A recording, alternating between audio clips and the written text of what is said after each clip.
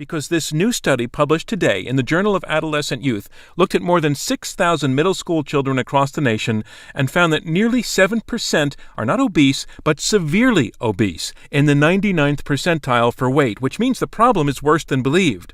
The second study by the Robert Wood Johnson Foundation and Trust for America's Health, both public health advocacy groups, not only found obesity rates up in 28 states, but also that more than a quarter of the population is obese in 2/3 of the states. But why? Although America popularizes thinness, the obesity in America hinders acceptance in society. Obesity is when you have a body mass index, or BMI, of 30 or more. A BMI is found by dividing a person's weight in kilograms by their height in meters squared. One of the main concerns with obesity is the medical issues in which comes with being obese. One that arises is sleep apnea. Sleep apnea is where the upper airway pinches closed repeatedly overnight, fragmenting sleep and starving the brain of oxygen.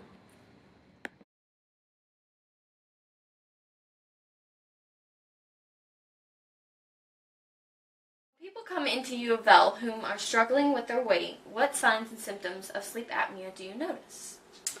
Well, I work at the Department of Emergency Medicine at the University of Louisville, and we get all shapes and sizes of people that come in there for all different reasons.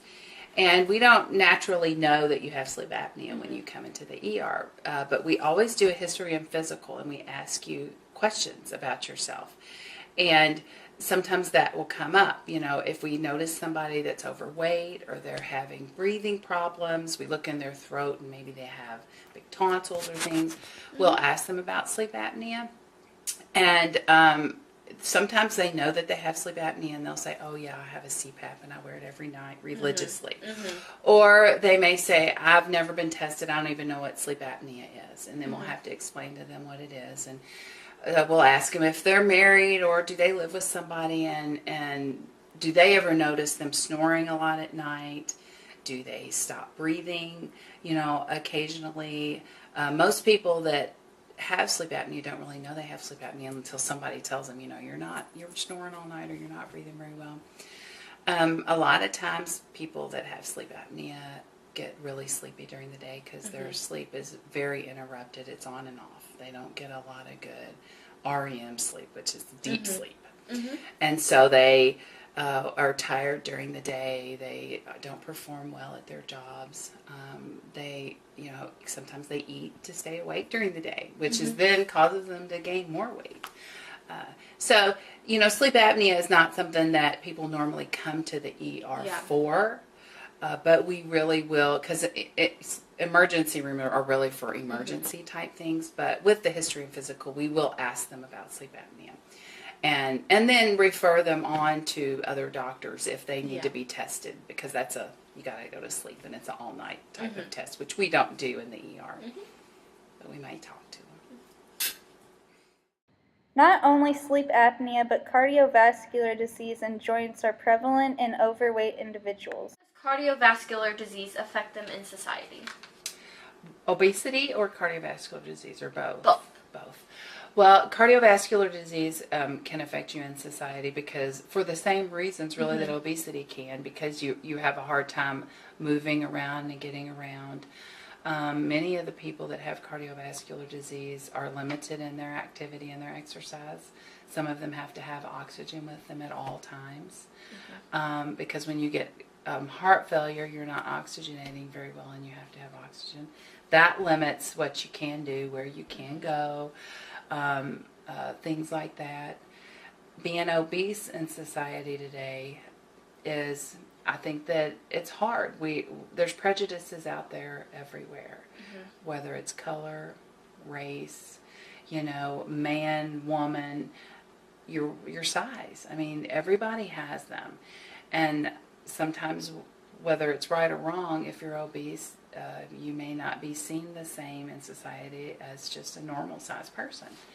And for instance, if you're looking for a job and the person wants a certain way that you look, or the job has some physical parts to it, they may feel like you being obese, you can't do it, or you have to go up and down stairs. They may be worried that you're going to have an increased rate of injury because of your joints, or because of falling, or they're worried maybe you're too large and you're not agile. I think that in society, getting a job and being obese could be more difficult. And then there's just the way people perceive you. Maybe they would perceive you as not caring about yourself, or not taking good care of yourself, or maybe not making good choices. And that if you're not making good choices for yourself, how are you going to make good choices for me if it's my company or for the job? That, right or wrong, I do think that there are prejudices out there that affect people that are obese in society. Flying on an airplane. I don't know if you've flown on an airplane lately, but the seats are about this big. And it's hard for a normal sized person to fly on an airplane. I don't know what you would do if you're obese. You may have to buy multiple seats, which is going to cost a lot of money. You can just think about it, everywhere. There's a lot of things out there in society that can affect you if you're very large and overweight. I feel like I have failed myself and my parents. She always felt like she didn't live up to our expectations, and she was always a disappointment to us. My legs are too weak. I can't make it. She just became a typical underachiever. Another concern obesity causes with many are family concerns with that individual. What is causing all this to happen? Not only eating a bunch of food, but genetics too. This is causing the child to become overweight in their future. As we can see, there are many causes to obesity, when instead the children should be playing. Okay, you work in a pediatrician's office. On average a week, how many overweight children do you see? Okay, so percentage-wise, I would say over 50%. Usually from the ages about like 8 or above. You don't really see it in the younger ones as much. But I would say at least we see over 100 patients, so at least 50 of them are probably obese. As these children come into the office, do you feel that the parents are the enablers, or is it the genetics? I would believe that most of them are enablers of parents, because when we talk to them, whether a nurse or the doctor talks to them, it's always about their eating habits, what they eat in the house. Most kids don't get the exercise they need because they're inside most of the time playing their video games. So yeah, they're definitely parents, majority. How does them being overweight affect them in society now and in the future? Well, from a health aspect, of course, if they're already obese as a child, that's just going to get worse and worse unless something or someone intervenes, teaches them how to be more healthy. But it's going to help. It's going to affect your health throughout your entire life. You have to go with everything in that aspect, medications, everything like that. Not going to be as social if you're depressed. When you're overweight, you get depressed and everything like that. So it's definitely going to affect your social ability to make friends and everything.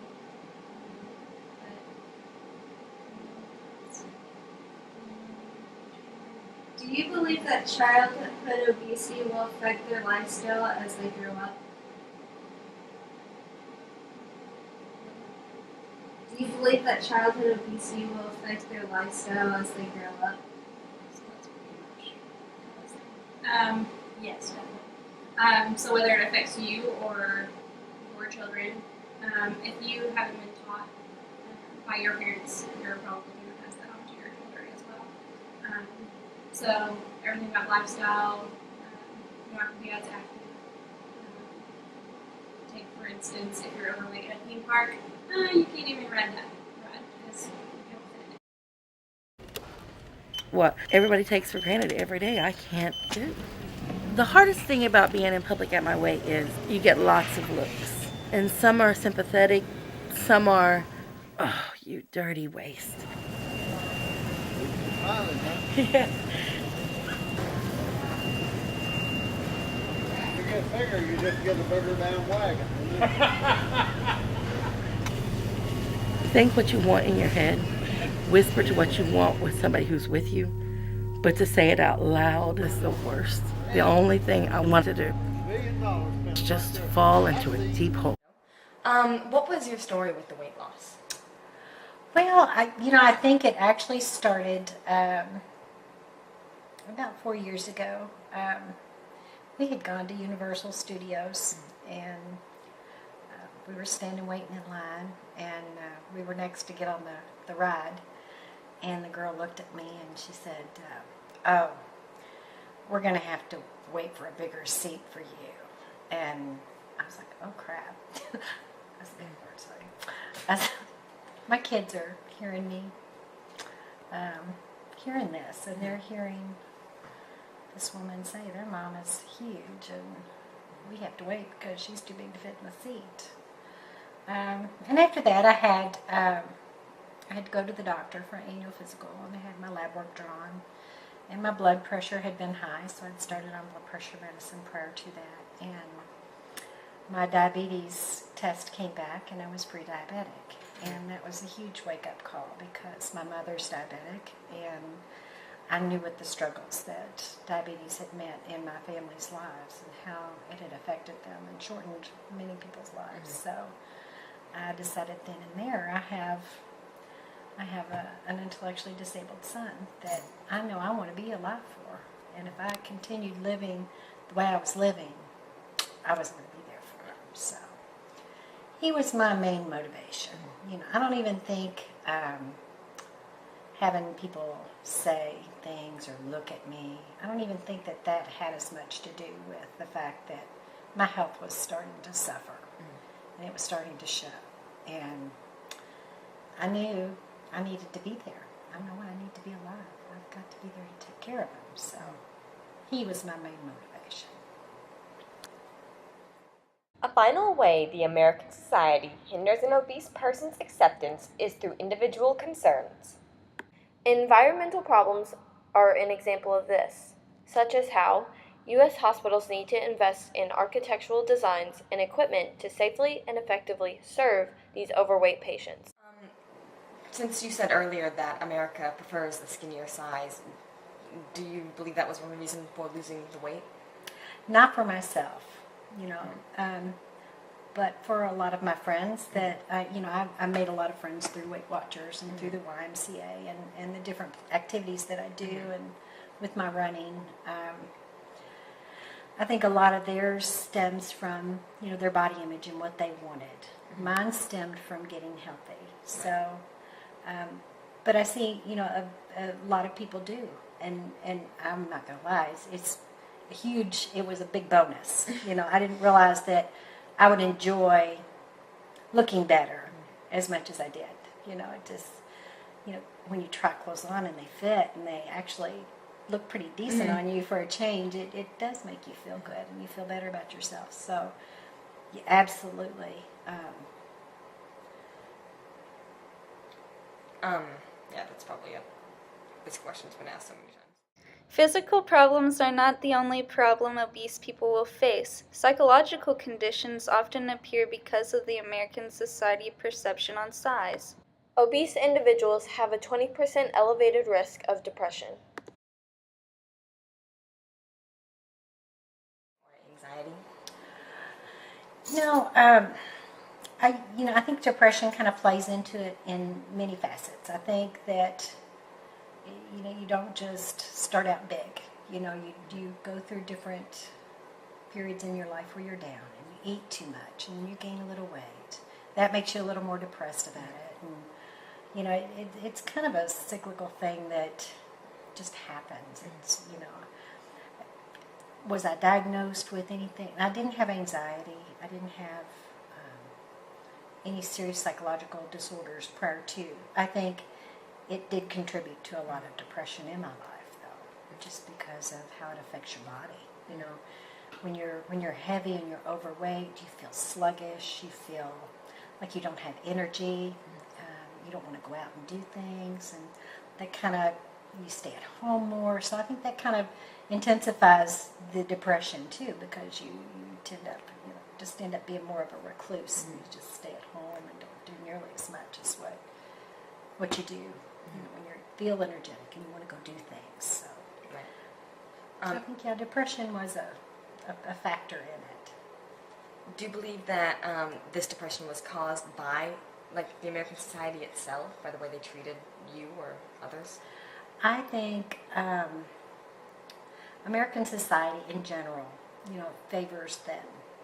They want, you see all the magazines and the advertisements, and you see in the movies, everybody wants this thin, skinny picture of what they think they should be, like a Barbie doll, which is very unrealistic because most of society isn't a Barbie doll. So most, even young girls, are already hit with these horrible body images because they think, oh, I'm fat because I don't look like that, or I'm not skinny like that, or I have a bigger thigh, or my butt's bigger, or, there's just, that society in general does try to, force this. And, everything is airbrushed nowadays and touched up, and nothing is really real.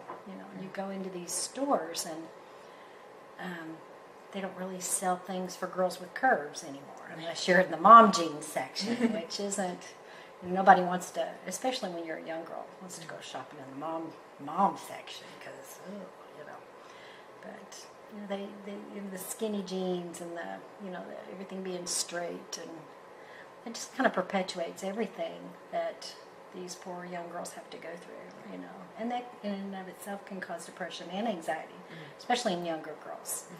I have to say, when I was young, I wasn't heavy. When I was in high school, I was a size 3. But I didn't think I was thin because I had curves. I didn't fit in things like the way that the other girls did. So in my mind, I thought I was heavy then. I didn't feel thin. I never felt thin. But looking back, I think, oh, wow, I looked great. What was I thinking? I was the thinnest I had ever been, but you just don't see that because you see what you think you should look like, because this is what America thinks you should look like. You should be a little stick doll that doesn't have an ounce of fat on you. That's not realistic. Right. So society, yes, that does affect a lot.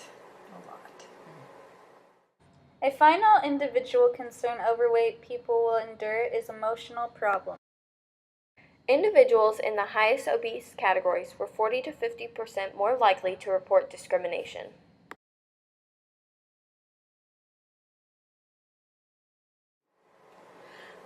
I wouldn't really say discriminated against. I think you're just looked at very differently in society. I think people tend to, and I'm thinking more in like with my kids, and when I go to little different sporting events and things,